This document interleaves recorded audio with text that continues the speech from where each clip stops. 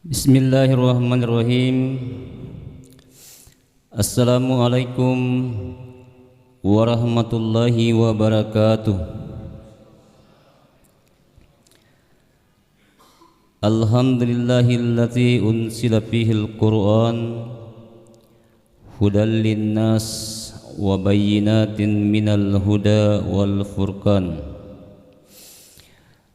Asyhadu an la ilaha illallah wahdahu la syarika lah wa asyhadu anna Muhammadan abduhu wa rasuluhu la nabiyya ba'dah. Qala Allah ta'ala fi kitabihil karim wa huwa asdaqul qailin. Ya ayyuhalladzina amanu kutiba alaikumus syiyam kama kutiba alal ladzina min qablikum la'allakum tattaqun. Wa qala Nabi sallallahu alaihi wasallam, man shoma ramadana imanan wa ihtisaban ghufira lahu ma taqaddama min zambi. Hadirin wal hadirat jamaah salat tarawih yang sama-sama dirahmati Allah Subhanahu wa taala. Di malam yang mulia ini, alhamdulillah kita sama-sama kembali memuji keagungan dan kebesaran Allah Subhanahu wa taala. Kita kembali hadir menjadi tamu-tamu Allah Subhanahu wa taala, hadir di taman-taman surga. Masjid ini adalah taman-taman surga. Dan kemudian kehadiran kita untuk hadir melakukan rukuk dan sujud di hadapan Allah Subhanahu wa taala sebagai tanda bukti keimanan kita, ketakwaan kita kepada Sang Pencipta Allah Azza wa Jalla. Selalu kita berselawat kepada junjungan Nabiullah Nabi Muhammad sallallahu alaihi wasallam, nabi ikutan kita, nabi akhirus zaman yang Allah kirim ke dunia ini memberikan berita gembira kepada kita, menyampaikan dakwah kepada kita sekalian di masa hidup baginda Rasulullah siang malam, korbankan tenaga, pikiran, hartanya, harta istrinya untuk buat dakwah. Tujuannya hadirin yang mulia, bagaimana manusia ini mau mentaati Allah dalam hidupnya, dan kemudian manusia mati membawa bendera iman, mengucapkan kalimat la ilaha illallah di akhir hayatnya. Hadirin yang sama-sama dirahmati oleh Allah Subhanahu wa taala. Dengan tidak terasa malam ini malam ke-18 Ramadan. Waktu berlalu seakan-akan baru 5 puasa. Ini disebabkan hadirin yang mulia karena setiap hari masing-masing kita ini disibukkan dengan aktivitas kita. Setiap kita ini hari-hari mencari rezeki-rezeki Allah Subhanahu wa taala, bekerja pada kegiatan kita masing-masing, sehingga tidak terasa malam ini ternyata sudah malam ke-18 Ramadan. Hadirin yang berbahagia, Ramadan ini diberikan banyak gelar-gelar yang mulia yang menggembirakan kita, yang membangkitkan semangat keimanan kita. Setiap malam para ustaz, para kiai, ulama-ulama kita, mubalik kita bergantian tampil ceramah tarawih, ceramah subuh. Ini adalah untuk memberikan semangat kepada kita, jazbah kepada kita, kekuatan kepada kita untuk sama-sama berlomba-lomba meraih kemenangan, meraih kesucian di bulan yang penuh dengan berkah ini. Ramadan dikatakan bulan yang penuh dengan berkah, penuh dengan rahmat, penuh ampunan, penuh magfirah. Magfirah ini ampunan Allah Subhanahu wa taala. Bahkan sampaikan bahwa bagaimanapun banyaknya dosa-dosa kita bertumpu bagaikan gunung, tetapi hadir bulan Ramadan sebagai bulan penghancur dosa. Karena tidak ada di antara kita ini, tidak ada satupun manusia yang pernah terlahir ke dunia ini yang tidak pernah salah, tidak pernah hilap, tidak pernah keliru. Hanya saja ada manusia yang kelewatan berbuat yang tidak benar dalam hidupnya sampai dia mati. Maka hadirin yang mulia, hadir Ramadan di tengah-tengah kita sebagai bulan penuh ampunan. Semoga nantinya di dalam bulan suci Ramadan ini, dari awal sampai akhir, kita bisa meraih kemenangan, kita bisa terhapus dari segala macam noda dan dosa yang pernah terjadi selama kita balik sampai hari ini. Rasulullah sampaikan, man shoma ramadana imanan waqtisaban ghufira lahu ma taqaddama min zambi. Hadis ini di zaman Nabi, para sahabat selalu diulang-ulang, disampaikan terus setiap saat. Setiap bulan Ramadan sampaikan, barang siapa yang berpuasa dengan sungguh-sungguh hanya dengan iman dan takwa semata-mata, memasukkan keyakinan yang benar dalam hati kita, iman yang sungguh-sungguh, berpuasa dengan benar sesuai dengan tertibnya puasa, menahan lapar, menahan makan minum, menahan emosi kita, amarah kita, menahan nafsu kita. Maka Nabi sampaikan seluruh dosa-dosanya yang telah lalu diampuni oleh Allah Subhanahu wa taala, ghufir lahu.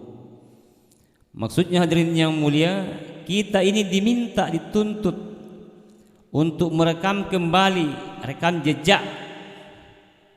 Kalau sekiranya kehidupan yang kita lalui, yang kita sudah lewati, pernah kita melakukan kesalahan yang berakibat dosa buat diri kita, yang bertentangan dengan syariat,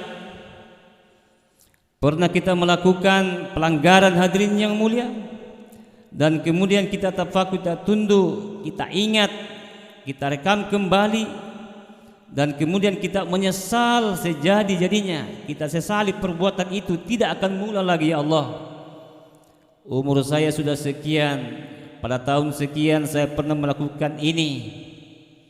Ya, misalnya ada orang yang bertindak sebagai pengedar barang-barang terlarang, narkoba, apa saja, miras, perjudian, bentuk-bentuk pelanggaran, persinahan, macam-macam keonaran yang dibuat, dan kemudian dia sesali, diazamkan dalam diri, diingat, ya Allah, aku telah menghina diriku sendiri, aku telah merusak diriku sendiri, aku telah melakukan pelanggaran itu. Ya Allah, tahun ini ya Allah, semoga Engkau berikan hidayah kepada saya, masukkanlah hidayah dalam jiwa saya ini, dalam batin saya. Saya ingin bersih lahir batin, suci diri saya lahir batin. Karena puasa hadirin yang mulia, intinya adalah mensucikan diri, mensucikan jiwa kita ini, mensucikan hati kita lahir batin. Sehingga hadirin yang mulia, dalam Quran ternyata garis besar dosa kita ini dua, dosa lahir, dosa batin. Kalau dalam surah Asy-Syams, Allah Subhanahu wa taala turunkan ayat qad aflaha man zakkaha. Sungguh sangat beruntung sekali orang-orang yang selalu mensucikan dirinya, mensucikan dirinya lahir batin. Wa qad haba man dassaha, dan sangat merugi sekali hamba-hamba Allah, bagi orang-orang yang selalu senang mengotori jiwanya, mengotori hatinya, mengotori batinnya, mengotori ruhnya, bahkan mengotori pikiran kita, akal kita dikotori setiap saat, berpikir selalu yang negatif, yang bukan jalur agama, selalu pikirannya itu ya negatif, ya misalnya menipu orang, ya masukkan dalam jiwanya sifat-sifat yang angkuh dan serakah, rakus dan tamak, kemudian dituangkan dalam tingkah lakunya, ya seperti menimbun barang-barang makanan pokok, kebutuhan-kebutuhan orang, ya di saat bulan suci Ramadan ini mencari kesempatan, ingin mencari keuntungan yang berlebihan. Ini adalah kotoran hati. Jiwa manusia itu kotor karena ada makhluk gaib yang selalu membisikkan, mengotori jiwanya, yaitu iblis laknatullah alaih. Makanya hadirin yang mulia, itu iblis senang kalau ada orang yang keluar daripada rel, dari jalur agama, dari jalur syariat. Iblis ini berdakwah siang malam 24 jam. Sementara para ustaz, para ulama berdakwah hanya ya sesaat saja, palingan 1 bulan ini. Kalau iblis tidak pernah tidur siang malam menggoda manusia, ingin membelokkan hati-hati kita. Dia program kita punya hati ini untuk selalu berbuat yang jauh dari agama. Maka iblis berpesta pora ketika orang-orang keluar dari rel. Padahal Allah menghendaki, sungguh sangat beruntung sekali hamba-hambaku yang selalu mensucikan jiwanya. Hadirin yang mulia, Ramadan ini diisi dengan amal-amal ibadah. Ya, diazamkan dalam hati kita, ya Allah, ini bulan yang agung buat saya, bulan istimewa, kesempatan buat saya. Mudah-mudahan ya Allah 1 bulan penuh ini saya tidak pernah terlambat salat berjamaah. Mudah-mudahan 1 bulan ini saya tidak terlambat salat tarawih, tidak ada yang saya tinggalkan. Ya Allah, diazamkan ya Allah, mudah-mudahan di bulan ini saya sempat membaca, menamatkan Quran, supaya ya Allah hati saya menjadi bersih, jernih. Hati ini dirinya mulia, kita mau keluarkan segala macam nodah-nodah. Kalau sekiranya tahun-tahun lalu ya banyak sekali kesibukan kita, bahkan kita tidak sibuk, tetapi tidak sibuk dengan agama, tidak sibuk dengan amal-amal agama.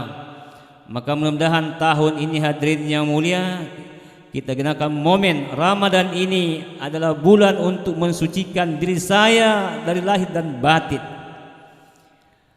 Kemudian hadirin yang mulia, sahabat selalu bertanya kepada baginda Rasul, wahai Rasulullah, bagaimana modelnya itu kotoran-kotoran hati, kotoran-kotoran jiwa yang selalu menghinggapi manusia, dan banyak manusia yang suka bahkan bergelimang dengan itu.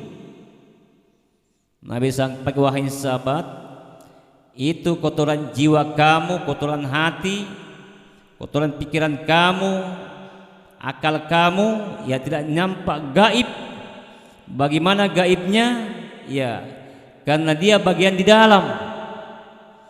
Ya, misalnya ada orang dalam dirinya selalu buat sukson, prasangka buruk kepada orang. Ini kotoran pikiran, kotoran jiwa kita. Setiap saat selalu berprasangka buruk kepada orang, tidak pernah berpikir positif. Ini kotoran hati hadirin yang mulia. Mana lagi ya Rasulullah, misalnya di bulan suci Ramadan ini ada orang yang memelihara sifat kikir, pelit. Sementara Ramadan menuntut kepada kita untuk saling berbagi, menjadi orang dermawan. Ada orang mulai dari mendapatkan rezeki, mulai dia sukses, awal suksesnya sampai dia meninggal, hatinya ini tertutup, tidak pernah terbuka, diselimuti oleh sifat kikir, sifat pelit. Jarang dia berbagi. Sekalipun berbusa-busa mulutnya para ustaz sampaikan pentingnya bersedekah, berimpak, berzakat, tapi dia dalam pikirannya tidak pernah masuk dalam hatinya, tidak pernah masuk dalam jiwanya, tidak pernah masuk dalam otaknya. Sampai dia mati, hadirin yang mulia, inilah orang-orang yang akan sebentar kalau meninggal akan dikalungkan hartanya, seluruh harta yang dikalungkan menjadi bahan bakar api neraka jahanam sebentar kalau sudah meninggal dunia. Sementara hadirin yang mulia, Ramadan menuntut kepada kita untuk menjadi orang dermawan, menjadi orang yang suka berbagi kepada sesama. Alhamdulillah, sudah banyak sekali saudara kita yang menggunakan momen Ramadan ini bulan-bulan berbagi. Ya, buktinya tidak sedikit orang-orang yang sukses dalam berbisnis, yang punya harta, yang diberikan harta oleh Allah Subhanahu wa taala, yang setiap hari berbagi. Ada yang dibagi dari kampung ke kampung, dari rumah ke rumah, dari jalan raya ke jalan raya, mencari orang-orang yang mau diberikan. Ya, setiap hari, bukan satu hari kena giliran buka puasa, setiap hari 1 bulan penuh dia berbagi. Dia cari panti asuhan, dia cari masjid-masjid, dia bagikanlah makanan, dia bagikan, disuruhkan buka puasa, air mineral. Bukan satu hari, tetapi sudah ada orang yang lakukan 1 bulan penuh, betul-betul hartanya itu dimanfaatkan mencari orang-orang yang mau diberikan. Ini tandanya orang-orang yang diberikan hidayah oleh Allah Subhanahu wa taala dalam dirinya ingin membersihkan penyakit hati, penyakit pikir. Tetapi dengan sebaliknya, kalau seperti tadi ada orang yang diberikan harta, diberikan rezeki oleh Allah Subhanahu wa taala, tetapi di bulan suci Ramadan tidak pernah terpanggil hatinya untuk berbagi kepada sesama, maka inilah orang-orang yang celaka hadirin yang mulia. Kita semua ini ingin meraih kemenangan di bulan suci Ramadan ini. Kita mau masuk dalam final. Begitu akhir Ramadan, maka seluruh dosa-dosa kita yang telah lalu, sesuai dengan hadis Rasulullah, dosa-dosa kamu yang telah lalu kamu ingat, kamu rekam, dan kamu minta ampun di hadapan Allah Subhanahu wa taala.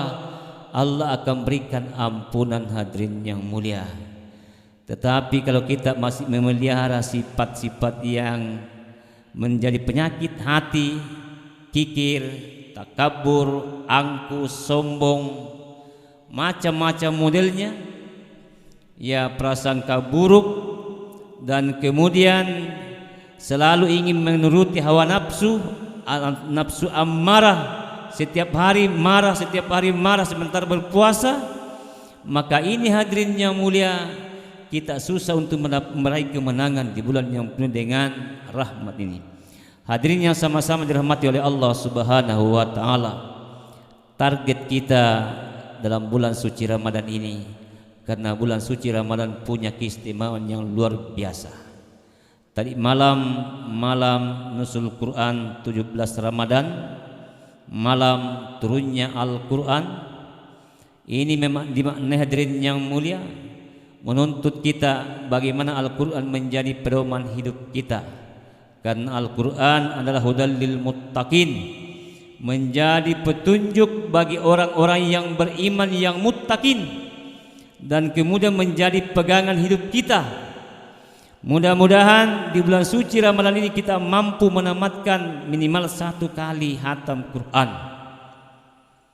Ada orang yang tamatkan 2 kali, ada 3 kali, ada 4 kali, ada yang tamatkan ya 10 kali, 20 kali. Ya, kalau di Temboro sana sudah ada yang praktekan, ya sudah bertahun-tahun 1 malam 30 juz, ya, dengan salat tarawih 20 rakaat 30 juz,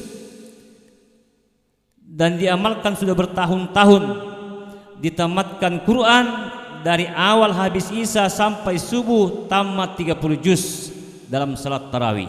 Semoga ini juga ya datang di kota Palopo dan ada orang yang sambut. Mudah-mudahan juga menjadi sifat kita. Semoga Allah Subhanahu wa taala sebagai pedoman hidup kita, karena itulah petunjuk kita menjadi hudal lil muttaqin, petunjuk bagi orang-orang yang beriman. Setiap saat kalau ada kesempatan, ada waktu, kita ambil Quran, kita baca dia, karena haknya Quran dibaca setiap saat. Bukan Al-Quran dijadikan sebagai pajangan, apakah di masjid atau di rumah kita, hanya dijadikan sebagai pajangan saja. Tetapi Quran haknya untuk diambil, dibaca setiap saat dari yang mulia. Mudah-mudahan menjadi sifat dalam kehidupan kita. Wabillahi taufiq wal hidayah. Assalamualaikum warahmatullahi wabarakatuh.